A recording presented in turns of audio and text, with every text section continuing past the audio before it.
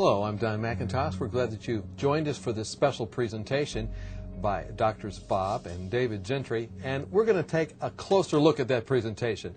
We're in the studio with Dr. Gentry right now. We're going to talk a little bit about the presentation, hopefully looking a little more in depth so we can understand more fully what we've just heard, and hopefully I'm going to represent you and ask some questions that you would have asked if you were sitting where I am. So first of all, thank you, Dr. Gentry, and also thank you to David for being involved in the presentation of this thought-provoking material. Don, you know that it is thought-provoking from the standpoint that, for example, years ago I was an evolutionist myself, and I was out telling people all the good things about the Big Bang and the ancient age of the Earth and the fossils. But one day came and I was reading the Bible, and all of a sudden I read this fourth commandment there in the Bible, which you're very, very, very well familiar with. And it said, "For in 6 days the Lord made heaven and earth, the sea, and all that in them is, and rested the seventh day." Well, prior to this time, as I said, I'd been an evolutionist. I had equated the 6 days of Genesis with 6 long cosmic periods of time. But here in the fourth commandment, it said, 6 days, seventh day. I knew the seventh day had to be 24 hours. And I couldn't believe that indeed, in that one sentence, the days of creation, the 6 days, had been translated from being 24 hours, to cosmic periods. So that really caused a lot of problems, and I began to search for a reason, an understanding of how I could reconcile my science with, this new understanding of the Bible and Genesis. And so it caused a real problem. I couldn't find anyone that would help me to understand it, Don. Well, that tension between those two, I guess it took you some time to work through that, a number of years, as I understand. Now you've taken a position, and you and David have some real solid scientific thinking behind it. Explain how that all came about. Well, my wife and I, and becoming, believers in the Bible, the literal creation narrative, as we see there in Genesis, repeated there in the fourth commandment. We just couldn't find anyone that would give us a satisfactory scientific explanation that would overturn my long-standing scientific presumed explanation of the universe. Billions of years, the Big Bang, billions of years for the cosmic and geologic evolution of the Earth. And so my wife and I went back to the University of Florida. I was teaching there for a while, and she was working on her degree in mathematics, and she came home and she said, "Listen, I'm taking the same biology course you took many years ago, and the professor is standing up there and saying, if anyone believes in Adam and Eve and the 6 days of creation, they're just far out." In other words, being very, very critical of anyone who took a literal perspective on the Genesis record of creation, and she saw that there were students there who basically were being really criticized. They were losing their faith. And so she said, we just can't go on like this. We're believing the Bible one time, and you're in this business of believing the ancient age of the earth or whatever you used to believe. And she said, "Isn't there something we can do?" And so here, just about a year or so later, I kept on then trying to delve into the situation. We went and I began teaching at a small college up in Washington State, and the issue there became more and more focused. Then I said, I've got to get a PhD in physics because I need to find out more, and I need to be not just with a master's degree in physics. I need to be able to talk to the scientific community from the standpoint of someone who has this degree, this PhD, so someone will listen to me, whatever I might find. So I applied and obtained a teaching position at Georgia Institute of Technology and began to teach and also work on my PhD at that time. But I also then went to the department chairman and I said, I've got the perfect idea for a thesis, PhD thesis. And he said, "What is that?" And I said, "What's the age of the earth?" And he looked at me and he said, "Age of the earth?" I said, "Sure, I'm in a situation where I'm trying to resolve in my mind what's going on, because when I grew up, I believed in the biblical record of creation, 6 days, didn't have any question, went to the university and took biology, and then I took physics, graduate physics. I learned about the Big Bang, I learned about geologic evolution, and I thought, I have learned the truth. And yet here I find, in rereading the Bible, here's this fourth commandment and those 6 days of creation. And I said, something is wrong. I don't know what it is. Now, was he overjoyed when you said, I want to do something on the age of the earth? Actually, no. He said, you know, he used to be a fervent 6-day creationist himself, and that in going to university, he became a physicist, and in evaluating and weighing all the evidence, he said, listen, you know, there's no reason for me to fight against the scientific community. This thing must be true. Evolution must be true. The Big Bang must be true. Geologic evolution must be true. And he said, so for that reason, you know, I feel you'd just be better off to forget about this whole idea. Well, we left. I mean, I was eating with him one day, and when he said that, then I ate with him again. You know, he said, come and eat with me at lunch. And so we did it again. Then we did it again. Then we did it again. And every time we met, that was the topic. And he said, now listen, here's the situation. You're here at Georgia Tech, and you're teaching. And, you know, you're going to get a PhD if you just stay continuing, take the courses and everything. But I tell you what, this business of the young age of the earth as your thesis is just not going to work. You just got to make up your mind it's not going to work. And I said, well, you know, I really do need the only answer. I said, all right, here's the alternative. He said, I don't think you have a microscopic chance of finding anything if you were to delve into this topic. However, even though I don't think there's any chance in the world for you to do anything or find anything, what would happen indeed if you did? You're here at Georgia Tech. You're a faculty member. You would want to publish whatever you would find. And he said, if you were to publish something that would really even question the theory of evolution, he said, this institution, it would just go up in smoke, so to speak, you know, in opposition. He said, I absolutely cannot afford that microscopic chance that you might find something. And so he said... That doesn't sound like a real open, scientific, inquiring mind. I tell you what, we're going to find out. As I continued to progress in doing this, I found out that there are certain things that are off limits. They're not only out of the box, but you're not allowed to investigate because the ramifications of what you might find. Anyway, he said, you know, if you really want to continue this, you better find some other place to go. Stay here. I'll give you a thesis topic you can do. All will be well. But if you want to do this other, he said, you're going to have to leave. And so you left. So I left. And you were in pursuit of truth concerning not only the beginning or, you know, creation's tiny mystery, the book you've written, looking at documenting how that all happened in a rapid fashion as the biblical account also describes, but also then looking at cosmology, this Big Bang theory. And you're going to tell us a little bit about that, about why that's wrong. That's the purpose of us getting together today, to explore this in greater detail so that those who have watched the video will have a better handle on exactly why and so forth that's wrong in this new model of the universe of all things.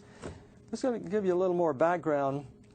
See, when I was taking physics, and this I think has happened to just about everyone, when I was taking physics, you know, you go into the laboratory, you do experiments. Right. Laws then are determined, and those laws are tested over and over again. The fundamental premises of Newton's second law, of all Newton's laws, of Maxwell's equations, of electromagnetic theory, all these have been verified over and over and over again.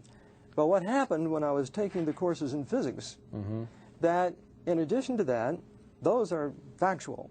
But in addition to that, then the theory comes in about the past. Origins and cosmology, all those theories. That's right.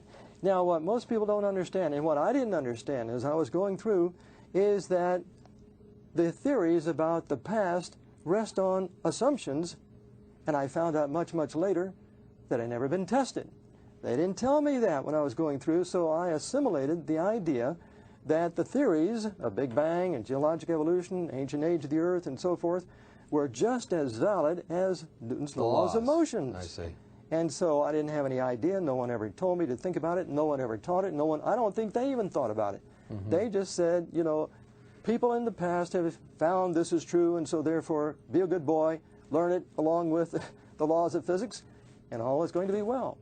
And you didn't settle for that. You said, I want to look a little closer, and what you discovered is really what we've just seen in the presentation you made, but we want to amplify that now.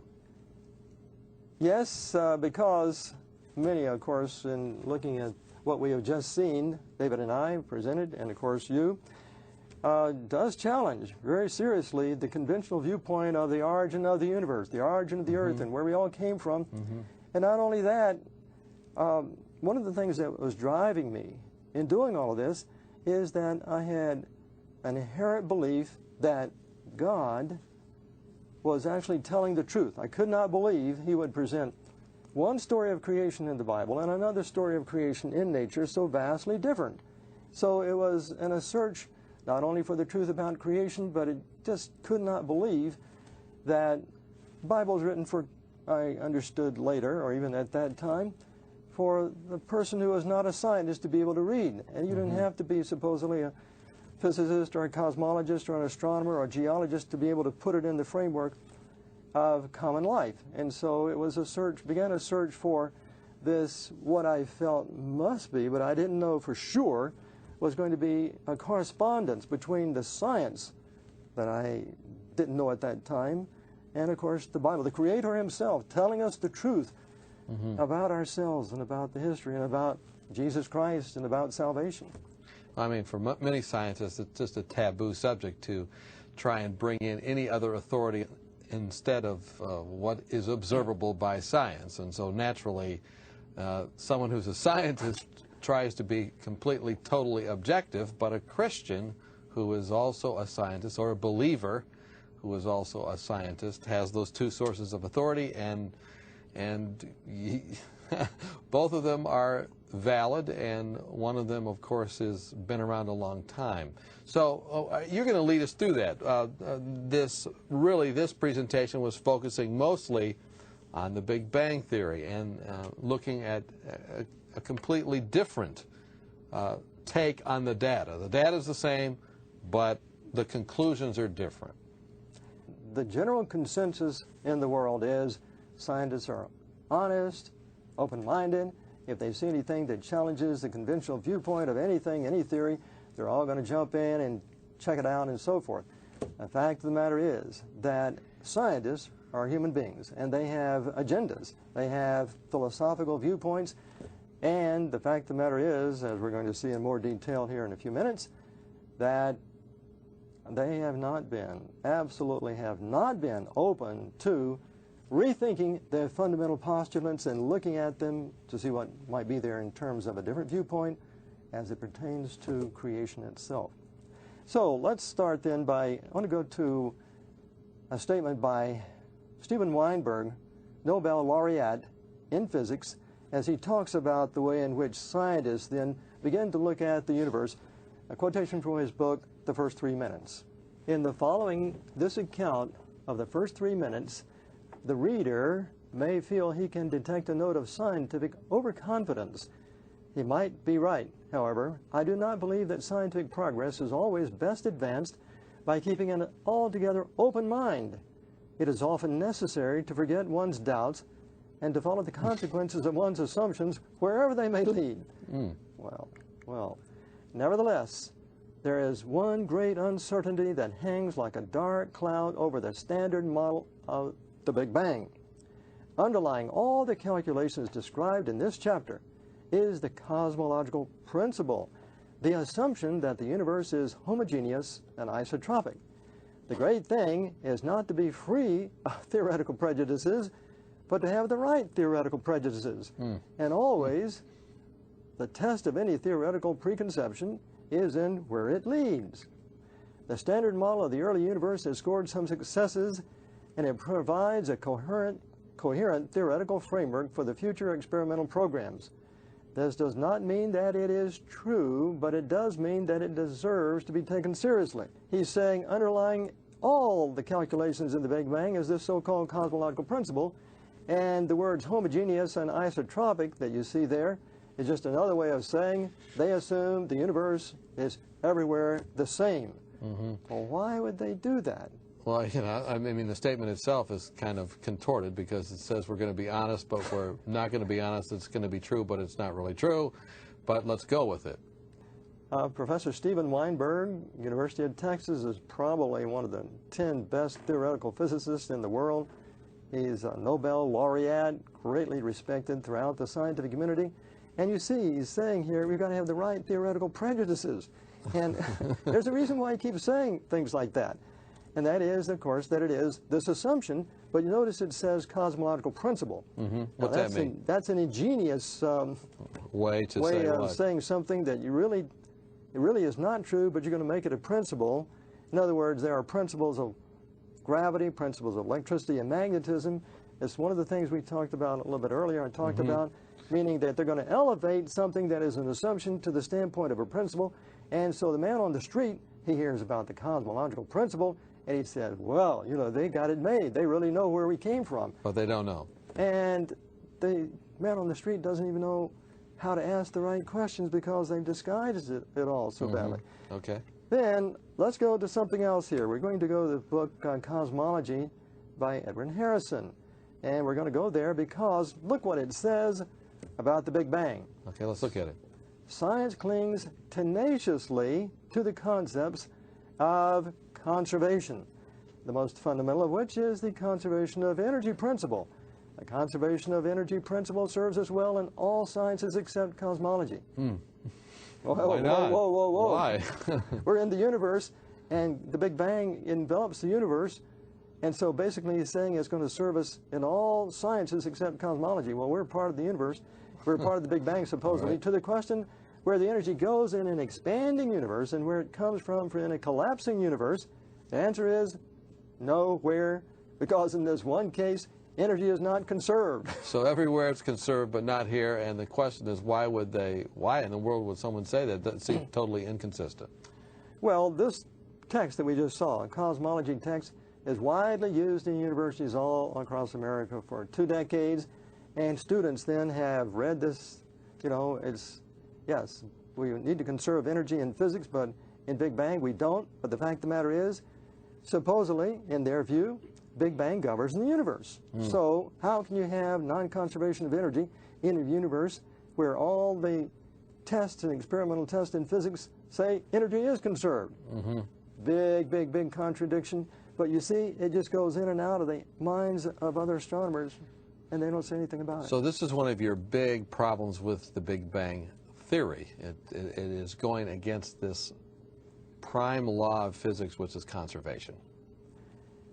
Well, that's true. In fact, you see, one of the fundamental premises of all of science is, you know, like electricity and magnetism, about Newton's 3 laws, that you have certain basic postulates upon which those laws and electromagnetic theory are based. You go to the laboratory and you verify those postulates, and then you go and say, okay, we'll use them, it works. Now, what they're basically saying here in terms of this non-conservation of energy, a basic law of all physical theories is you've got to verify the fundamental premise of the theory before you go any further. Well, in this case, if you find then a violation, if you find a falsification, if you find a contradiction in the fundamental postulate or principle of any theory, the whole thing is down the drain. And here's the point. You're very well familiar, of course, with the fact that Ptolemy, several thousand years ago, devised this theory of planetary motion. In other words, you look at the sky, you see the planets and so forth. He had a very ingenious plan, and it worked very, very well. Everything was rotating, revolving around the Earth as the center. Then you put the galaxies, you put the planets out there, and they rotate themselves about something else. Anyway, it worked for 1,000, 2,000 years, and everyone believed in it. But what do we find? Copernicus comes along, and he looks at the cosmos, he looks at the solar system, and he says, wait a minute, that's really not the case at all. That really what is happening, going back to the observations of Tycho Brahe and others, that what is really happening is that there is the sun, and the sun isn't going around, everything's going around the sun. Whoa, lights come on. But I tell you what, there was tremendous opposition to this. The tremendous church opposition.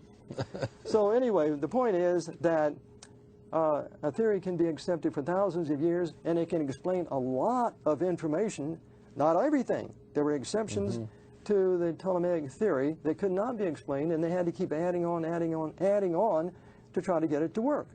But the problem is, the truth is that when Copernicus found out the truth, then, you know, no matter what people did after that, they found out that they had been relying on belief in a theory because of the amount of data that the theory could explain.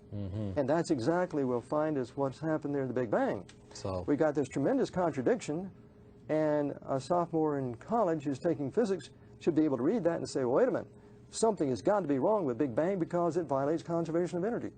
Yet no one picked up on it. well, let's go deeper then. I mean, that's a major part of the presentation you've made. But let's look. If the Big Bang Theory then violates that, you know, why do scientists believe it? I mean, that's the question we've asked. Right. Well, the 20th century provided us with two huge astronomical discoveries. One, the discovery in 1929 by Edwin Hubble, the redshift relation, which we'll talk a little bit more about. And then in 1965, the so-called cosmic blackbody radiation. It was so important a discovery that NASA built a satellite, put it up in the early 1990s, and it was revolving and revolving around the Earth. And basically what they found, what Penzias and Wilson found back in 1965, was that there is this invisible radiation. They found it with a radio antenna, which we can't see, of course. They weren't looking for it. But in building this radio antenna to look for something else, they noticed what they said was noise in this radio antenna, and they looked and looked and looked, and they couldn't find any reason for the noise, and they kept turning the antenna one way or the other. It was just everywhere in the universe. It was coming from every direction they pointed this radio antenna. Okay. Well, what does it all do to? And they were puzzling and puzzling and puzzling. How can you explain this? And they were at Bell Labs, Homedale, New Jersey. Okay. Not too far away at Princeton University. There were a couple of scientists there, Robert Dickey among one of them. And they were thinking, well, you know, this thing called the Big Bang. It went off a long time ago. But as we'll find a little bit later on, the theory of the Big Bang, the fundamental premise of the Big Bang is that radiation, light, wavelengths expand as supposedly the universe expands. And so basically they said, what we believe then is that the Big Bang went off, there was a fireball, and for no other reason than the expansion of space itself, the light photons, the light wavelengths of all that radiation began to expand, expand, expand, which means, of course, you get redder and redder and redder. So something that was as bright as the sun, the radiation coming from the sun, well, after a period of time, supposedly, that radiation would get dimmer and dimmer and dimmer, redder and redder, and then finally it would shift to the microwave region. And so they said, aha, they found out. In other words, they heard about the discovery of Wilson and Penzias, and so they immediately contacted them and said, we believe you have found the golden grail of Big Bang cosmology. That is, this supposed relic radiation from the Big Bang itself. And so when Penzias and Wilson published their paper of discovery of this radiation, then Dickey and someone else actually wrote a paper and said, we think this is the reason why you're finding this. It's the golden grail, proves, so to speak, if this is really true, we got the Big Bang nailed. And so in other those words, this idea that radiation was everywhere was taken as by them as proof that the Big Bang is true. Yes.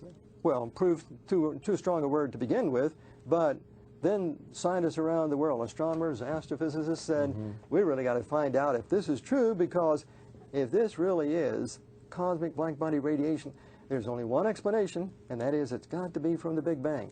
And sure enough, as more and more measurements were made, remember this was 1965, 1990, or thereabouts, NASA sent up this COBE, Cosmic Orbiting Background Explorer satellite, to measure this radiation more precisely. And what they found was indeed it has what is called a black body spectrum. And that's what you're looking there on the screen. Okay, so that black body spectrum, I mean... Bell type spectrum. That's right. Okay. What does it all mean? Yeah. Well, has scientists ever seen anything like this, seen this spectrum before? And the answer is yes. For over 100 years or more, they in the laboratory recognized that if you have an enclosure, suppose you have a shell or a box or whatever, and you heat it up to, you know, red hot or whatever, and you put a little hole in it, and then you just measure the radiation coming out of that little tiny hole, then the spectrum of the radiation, by radiation we're meaning something like light, except it's in a different part of the frequency spectrum. we can't see radio waves, we know that. We can't see the But microwave. they're there, and it's measuring that. But we can see light, but we can't see, if you go further up in frequency, we can't see X-rays, we can't see the gamma rays, but in this limited region that we can see the visual part of the spectrum, we can see it. But anyway, they measured this spectrum of what's in the enclosure, the radiation in this enclosure. It always had that sort of bell-like spectrum, no matter what the temperature was. So when they finally saw this spectrum, they said, we've got it made, because you see, if you don't have anything in the universe, and you have the Big Bang, and it begins to cool down, nothing, the radiation is not interacting with anything else, begins to cool down, it's going to cool down, like they said, they suppose, a black body. In other words, we're inside, supposedly, a black body. And so that, you know, it was worldwide news and physics, newspapers, and so forth, that indeed this really, really, really was the answer to everything in terms of the Big Bang. And it turns out that Penzias and Wilson got the Nobel Prize for the discovery of this cosmic black-body radiation. So you're trying to take it away from them. You're saying, hey, that's okay for your smaller experiment, but to expand it further is, for some reason, not valid. In the laboratory, you can always go, if you have an enclosure, an oven of some kind, no matter what the radiation temperature is, temperature of the outer box or outer shell itself is, if you poke a little hole in the enclosure and then measure the spectrum, then you're always going to get something like this bell curve. Now, if indeed it's hotter and hotter and hotter, then the spectrum is going to shift to higher and higher frequencies. Okay. If indeed the enclosure has a lower temperature on the outside, it's going to shift to longer and longer wavelengths. So when they saw this, they said, this has got to be a black body. It is a black body spectrum, because we can see that in the laboratory. The question is, what is the origin of this black body radiation? And they jumped immediately, as I said, with the idea that it's the relic radiation from the Big Bang. Now, in the meantime, since 1965, thousands, tens of thousands, probably at least 100,000 or 200 or 300,000 scientists have searched for another explanation for that cosmic black body radiation. Have they found anything? Have they found anything else? Answer is no. And so this is why the Big Bang has just grown over, has grown and grown and grown in presumed scientific validity.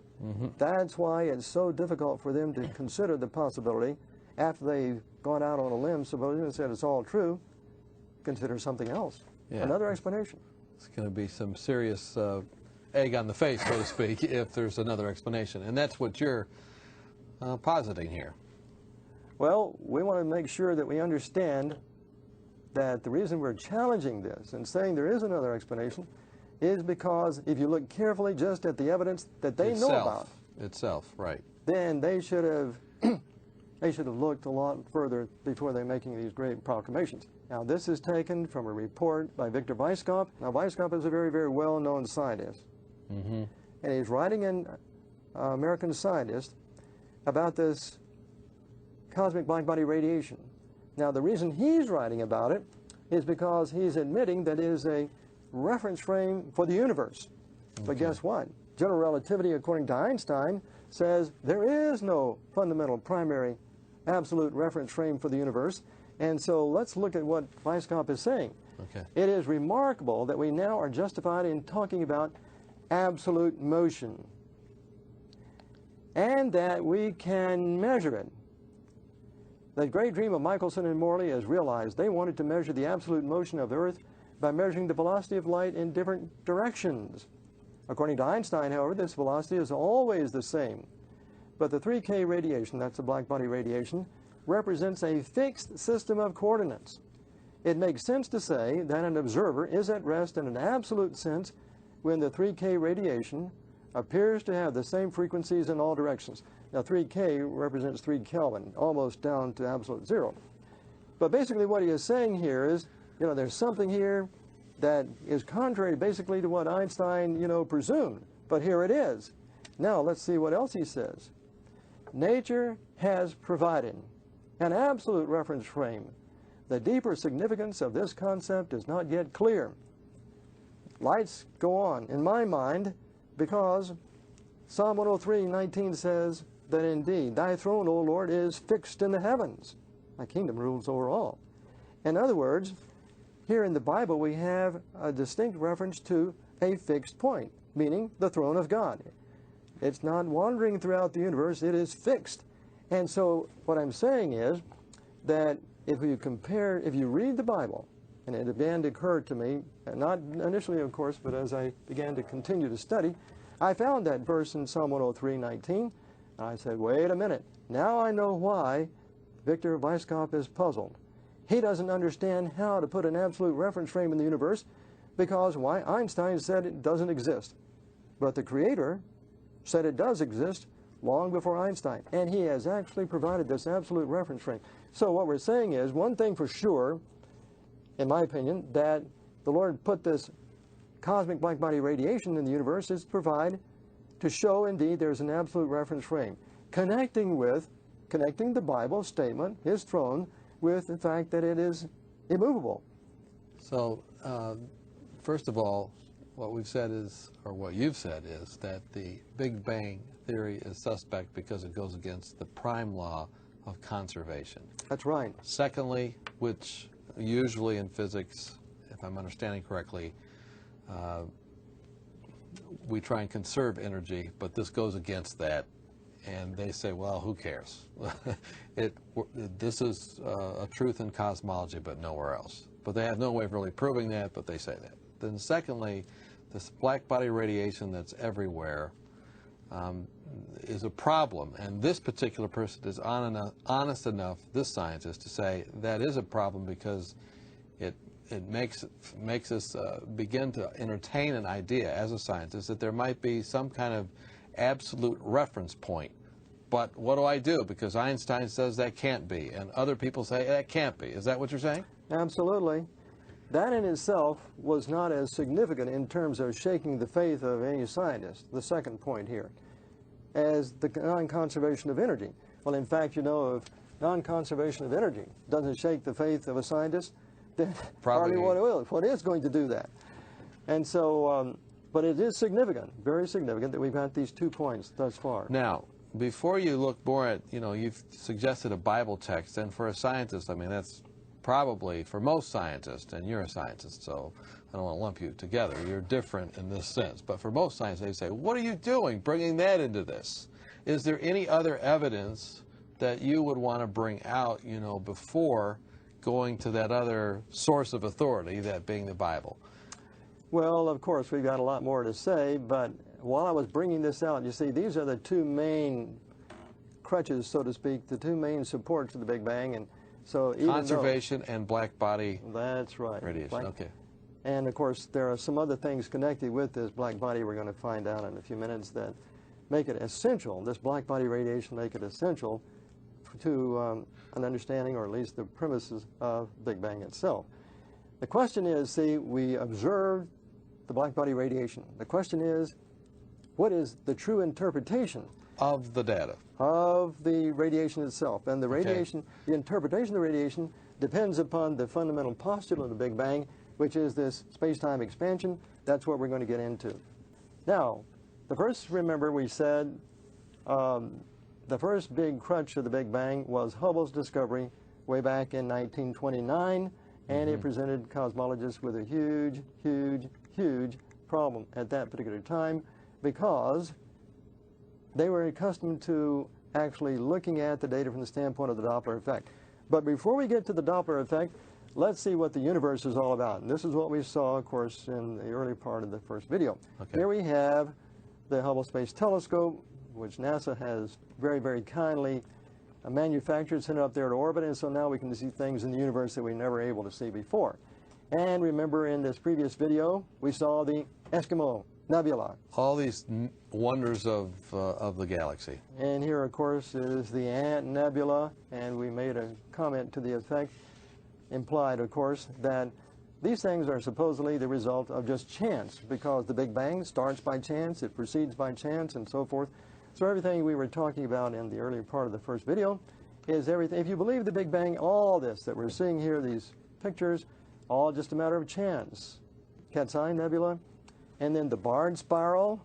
Now remember we said that the center portion there probably had a couple of 100 billion stars, and then another 100 billion stars or so in the actual arms themselves.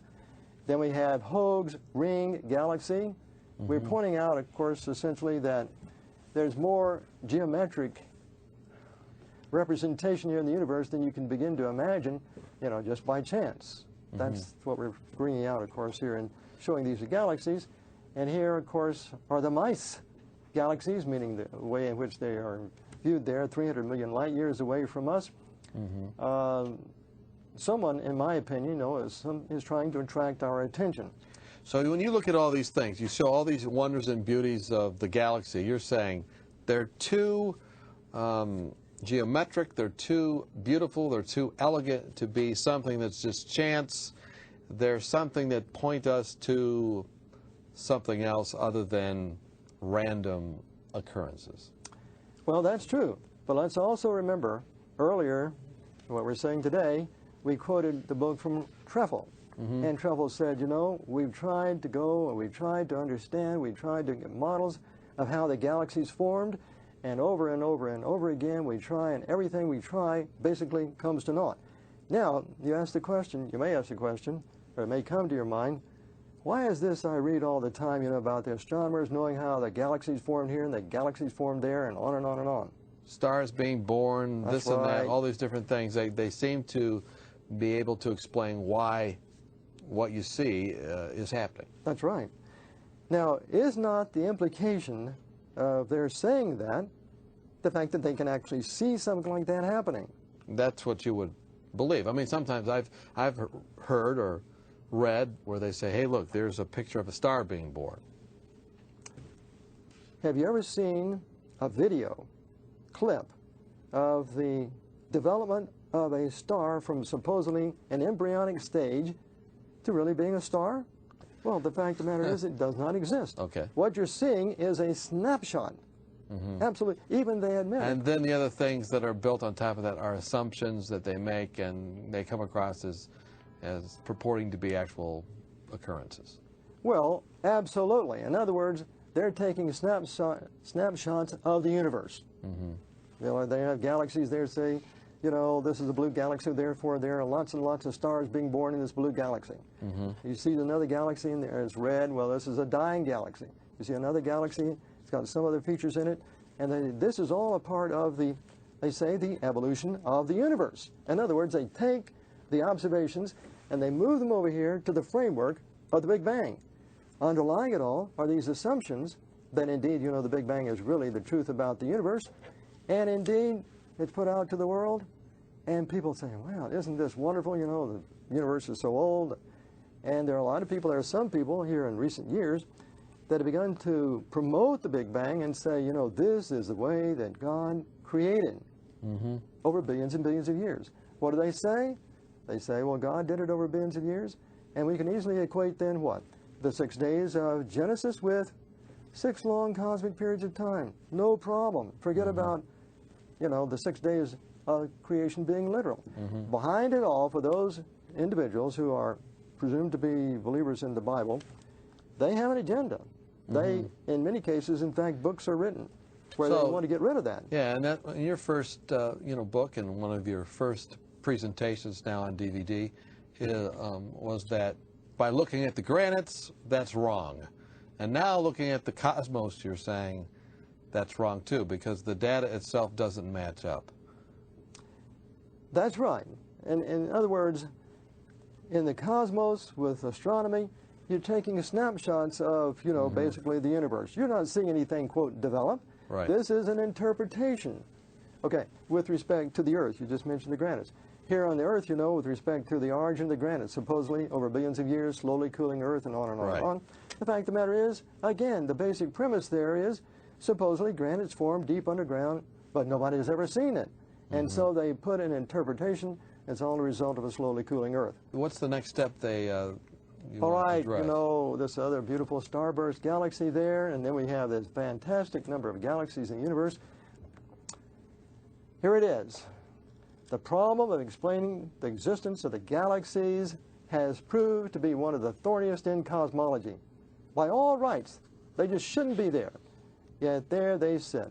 It's hard to convey the depth of frustration that this simple fact induces among scientists. Time after time, new developments have come along, and it has seemed the problem was solved. Each time, the solution turned soft.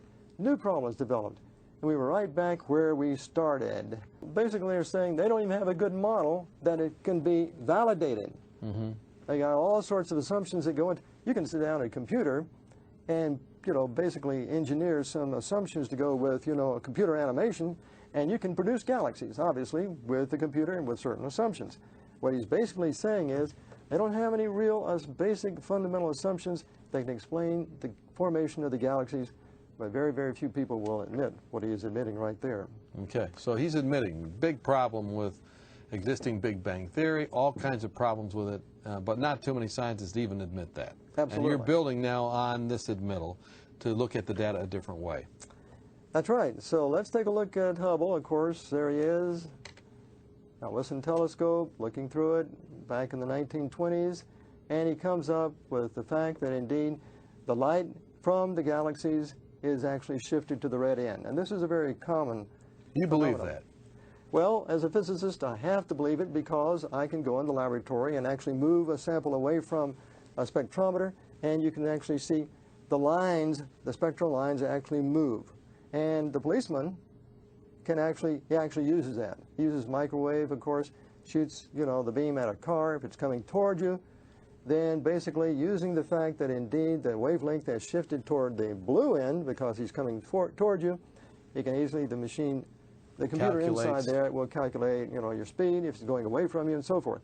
So it's used thousands and probably millions of times. So it's observable, it's something that can be accepted as Absolutely. definitely a fact.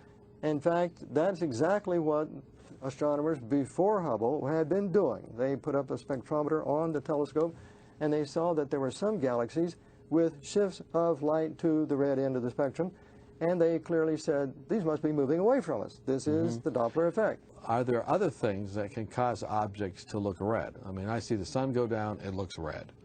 Sure. Well, that is because as the sun goes down, if you're in the desert, of course, or if you're in whatever place that has a lot of dust in the atmosphere, the light coming through, the light from the sun, of course, is a composite of many, many, many wavelengths, okay? Okay. Well, when the light comes through and it's near the Earth's surface going down, what happens is that the dust then will preferentially absorb the blue and the green and so forth, and so then what you have left coming through is the red. Okay. So this is a totally different thing than the redshift. This is, yeah, the light itself, the spectral lines themselves are not shifted. The same spectral lines remain in the red region and so forth. This redshift, though, anytime you see it, or anytime you observe, you're going to see that red as something moves further away. Yes, there is one other explanation which is commonly understood, actually experimentally determined, and that is gravity itself. If you're up in a satellite and light then comes down to where you are, it turns out that there is what we call a gravitational shift of the spectral lines. If indeed light from a distant object coming toward us, that is up in a satellite, it would actually have the spectral line shifted toward the blue. However, if it's actually rotating, then there's what we call a second order Doppler effect, and it shifts it to the red. But basically, for our discussion here today, gravity will also shift light either to the red or to the blue end. Depending on which way it's going. That's right. Because the Earth itself has what we call a gravitational field. You know that. We're sitting here today. We're not floating in space. And so, indeed, light then that is going through a gravitational field from a higher to a lower potential will have it shifted. Now, the shift, however, is very, very, very small here on Earth. And you have to have special equipment, special experiments in order to see that. But for all practical purposes, when indeed the initial results of Hubble were being published and discovered, there was only one known effect that indeed could explain this redshift, and that was indeed the Doppler effect. And so, as we look at then Hubble's experimental data, you can see that the redshift of the galaxy in the vertical line, the distance of the galaxy from the Earth, horizontal line, and we have then the Earth there at the lower left-hand point, galaxy 1, 2, 3, 4, 5, and we can see that the actual line itself, the lines themselves are going from, you know, white to yellow and more yellow and orange and then red. Okay, so what was Hubble's reaction to all of that? Well, the simple, obvious reaction should have been that indeed his result was a monumental discovery, presented astronomers and cosmologists with a huge dilemma because they were accustomed to interpreting the galactic redshifts according to the Doppler principle. Well, okay, let's put that in, the Doppler principle now. Let's substitute then the increasing velocity of the redshift on the left-hand axis there, the vertical axis. So instead of redshift, it is now velocity as well as redshift. The distance from the Earth is the same. Now remember that prior to this time, astronomers had seen some galaxies that were basically shifted toward the red. Okay? They'd seen that, they observed that through telescopes or whatever. That's correct. But now one of the things that Hubble did prior to his discovery of the redshift, the relationship itself, in using the 100-inch telescope, the largest one of that day, astronomers did not even know that there existed what we call galaxies, these galaxies that we see so easily. They couldn't see them. The telescopes were of such a nature they could not resolve whether the specks of light that they saw were really another island universe, so to speak. But now Hubble, with this new telescope, focused on these more distant galaxies, and he found, we won't go into the details, he found proof that indeed there are other galaxies like ours, the Milky Way. And this resolved a huge controversy in astronomy. Until that particular time, it had always been up in the air. Are we living, you know, within a single galaxy, and are these objects, you know, distant objects? Everything within our galaxy, stars or whatever. So he resolved that, and he got a very, very, you know, high acclaim for this discovery. And so when he turned his attention then to the universe, in other words, using the 100-inch now to measure the redshifts, he came up with this fact that indeed, remember also that for 1,000 or more years, 2,000, whatever, astronomers had always felt that indeed the universe was static, immovable, the bowl of light. They would see the stars, and they didn't seem to move. Okay. And so as a result of that, everyone believed that we were living in what is called a static universe. And Hubble his discoveries just blew that out of the water. Well, we can see from the slide here. Galaxy 1, 2, 3, 4, all the way, he thought, he documented or proved why there was more than just one. Well, in his... And the shift also showed that there was movement. Well, if we interpret it that way, it would have shown there was movement. Okay, now, if indeed he had only looked in a single direction, and his early observations, you know, he didn't have a long observing time, if indeed it was found, other astronomers jumped in, other telescopes were devised, manufactured, other astronomers looked at the universe, if it was found that Hubble was only seeing this unusual redshift relation in one direction, people would have said, well, this is very, very unusual in itself. But what they found, of course, is no matter which way you turn the telescope, you're always getting this same redshift relation. So all of a sudden, then it became apparent, first of all, that there was order to the universe. It was known, of course, there was order to the planetary Any system. way you look, it's going to look the same, and it's going to document that it's ordered the same way. Order. Okay. And so as a result of that, this new order, you know, this is a schematic, this is a graphic that simply shows that indeed, the farther the galaxy is away from the Earth, the redder it becomes. And the redder the galaxy, the faster it's moving away from the Earth. You can clearly see the movement here, so to speak, graphically, and you get the idea very clearly that you're looking at something, we're near or at the center of this vast distribution of galaxies. Well, let me ask you a question on that point, because as I've listened to the presentation and thought about it, a question came to my mind.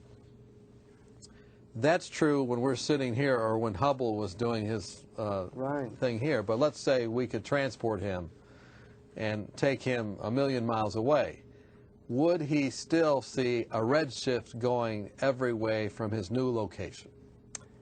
Well, now that was something that really came into focus as Hubble and others were actually beginning to try to devise an explanation for what they're seeing. You mean my question, they considered that question? Absolutely. Okay. Absolutely. Okay. I feel, I guess, okay about that. Well, what did they find? All right. Or what did they, I mean, there's no way he could go 1,000,000 miles away. That's true. So, I mean. Well, we can see from this schematic right here that he obviously realized if he used the Doppler interpretation, right, that indeed, you know, he would seem to be at the center. Now, your question, which they very quickly, well, I say in a year or so, they really had their wheels turning, figuring, what in the world can we do? Why? You see, one of the principles of science is, if you find something new, what you try to do is use the simplest explanation you can find and generally is true. It's called Occam's razor. All right, so what does Hubble do? He doesn't like that idea. And in his book, The Observational Basis of Cosmology, 1937, he says the following: the assumption of uniformity has much to be said in its favor. If the distribution, talking about the galactic distribution, were not uniform, it would increase with distance or decrease.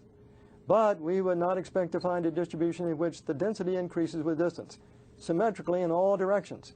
Such a condition would imply that we occupy a unique position in the universe, analogous in a sense to the ancient conception of a central Earth. Okay. Now, in the Dark Ages, what entity promoted? The Church.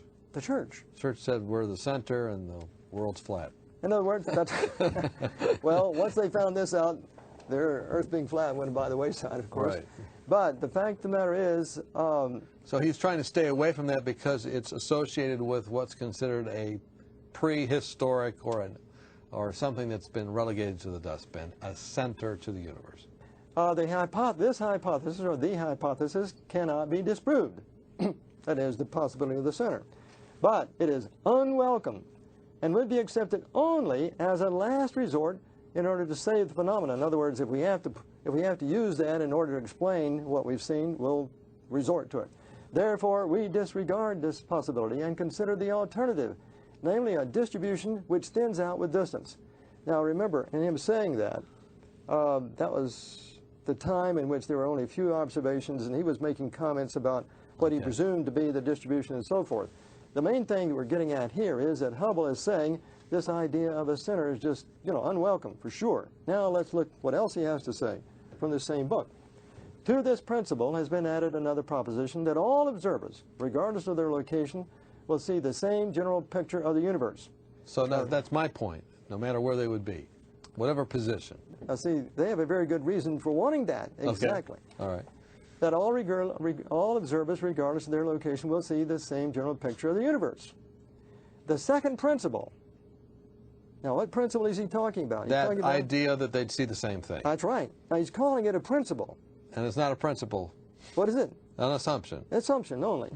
It's a sheer assumption. He admits it. Okay. Nevertheless, it leads to a rather remarkable consequence, for it demands that if we see the nebula all receding from our position in space, in other words, he's now saying some way, somehow, we're going to get them all receding, okay? Then every other observer, no matter where he may be located, will see this nebula all receding from his position. However, the assumption is adopted. Why are they adopting this assumption? There must be no favored location in the universe. In other words, no center. No center. center. Okay. No boundary. All must see the universe alike. They're decreeing, Hubble and the astronomers of that day were decreeing that, if you go from here to the vast reaches of the universe, take your telescope, what are you going to see? Same thing, he said. Same thing. In order to ensure this situation, the cosmologist postulates spatial entropy and spatial homogeneity, which is his way of stating the universe must be pretty much alike everywhere in all directions. That's the fundamental premise upon which all the Big Bang hangs. Assumption. Now, you remember the one that we read earlier at the very beginning? Weinberg is saying one dark cloud hangs over the standard model of the Big Bang. Cosmological principle. He's admitting that indeed, we really don't know for sure. So what you're saying with this is that the Big Bang assumption that you could go 1,000,000 miles away, which was my original question, is just that, an assumption. But Hubble's initial reaction to what he was seeing was, it looks like we might be at the center of things. Got it. Okay, and he didn't like that. He didn't like it. Didn't want it. Not only Hubble, but Hubble was not in a vacuum. He happened to be the leading astronomer of the day because, he had previously discovered there were galaxies. Now let me ask you this question. Since we can't really transport ourselves 1,000,000 miles away, there's really no way to test that out.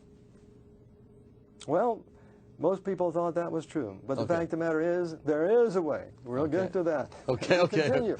Yeah, it's most important that we understand, indeed, there is a way to test that in the here and now. Okay. All right, let's continue. First of all, we have to understand that why couldn't Hubble incorporate this idea of everywhere in the universe being the same and use the Doppler interpretation? Well, it's right here in our graphics. Indeed, you know, you have an observer here on Earth, and he sees those arrows, of course, represent galaxies moving away. The length of the arrow represents the Hubble relation. The greater the distance, the greater the velocity. And then, suppose, you know, there's another That's the guy a million miles away now. He's looking. Let's assume he's at 10 billion light years away. All right. 10 billion light. He's at the edge of the universe as we see it today. And he looks out, and he just happens to be looking in the direction of us, back here, okay? Now, we've decided that the universe looks like there are redshifts, for sure, even out to his position 10 billion light years away. But when he looks back... When he looks back, because Hubble and others say that, indeed, he's got to what? See the same thing. So he would see a redshift moving this way, they say. Well, he would see... No, he would From his see... center. No, he would see, look at it. He would see galaxies moving away from him. Okay. Right, that's what he's got to be able to see if he's going to see the same thing, right? Right. But now, what are we going to do about the galaxies that we saw moving away from us that are going toward him? So how does he answer that? That's a big dilemma. That shows, that's proof, absolutely proof, that you cannot accept the idea that indeed everything is moving away from everything else and all the universe is the same, and use the Doppler principle. Okay. You have to invent something new. That is the dilemma they found themselves in. They had to invent something new in order to explain why, if you're at distant reaches of the universe, why you would only see redshifts and not redshifts and blue shifts if you just accept the normal Doppler effect. Big, big, big question. Big problem. So, it's, I mean, simply put, let's see if this analogy works. You got one guy in the middle of the blackness of night. He's shining a flashlight that way, and the light's going away from him.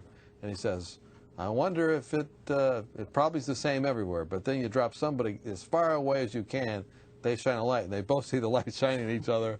It's a problem. That's right. Okay, all right.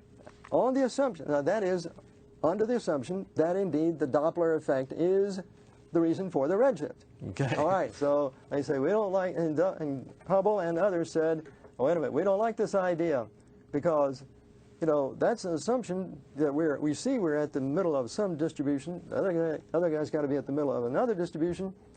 Still, you got to have center. So we want now, in order to get rid of a single center, it's okay now, they want to have multiple centers no matter where you are in the universe.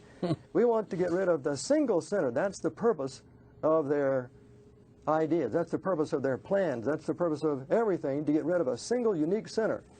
And so they said, how can we do this?